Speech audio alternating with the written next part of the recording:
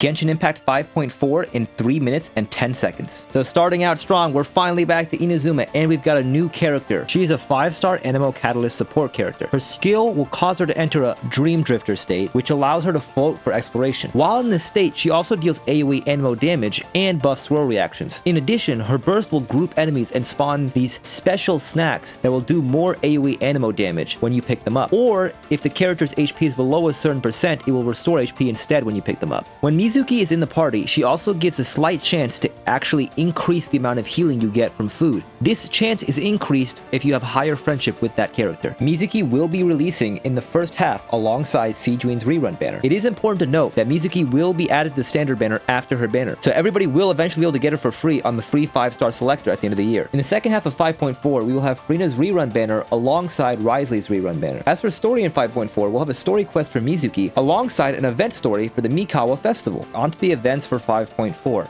So, first off, the big event that I mentioned earlier with the story. We've got the Mikawa Festival. We're finally getting to go back to Inazuma to see all the funny Inazuma characters. The art talk gang is definitely going to be a highlight of this one. We've got a bunch of different mini games in it. We'll be using Sayu's Daruma to try and do this kind of weird puzzle mini game. There'll be another mini game with Toma where you're going to hit the ball back at a target. There's this 2D platformer type of mini game where you play as a fox trying to get to fried tofu. And for completing the Mikawa Festival, we're also going to get a free 4-star pole arm. And overall, it seems like it'll be a pretty interesting event. Next up, we get a new combat event that can be done solo or in co-op, and it'll give you a name card as a reward. There's also another event where we're going to go back to Fontaine and catch some fish that are supposedly invasive to the area to sort of save the wildlife or whatever. We're also doing this event where we're going to get to go visit old characters and see their daily lives and essentially just kind of hang out with them. We're also going to be filming movies in Fontaine.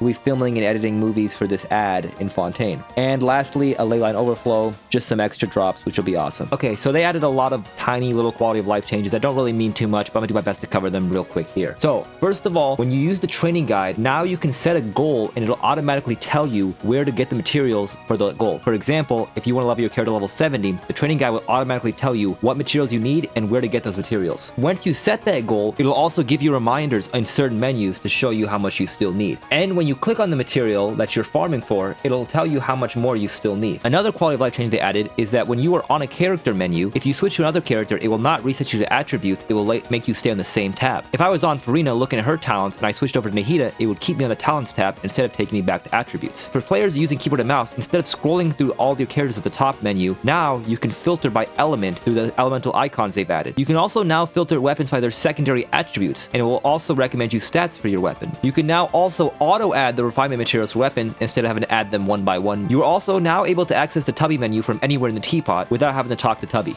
Lastly, the thing I know you guys are all here for, here are the codes. Thank you guys for watching, that's all.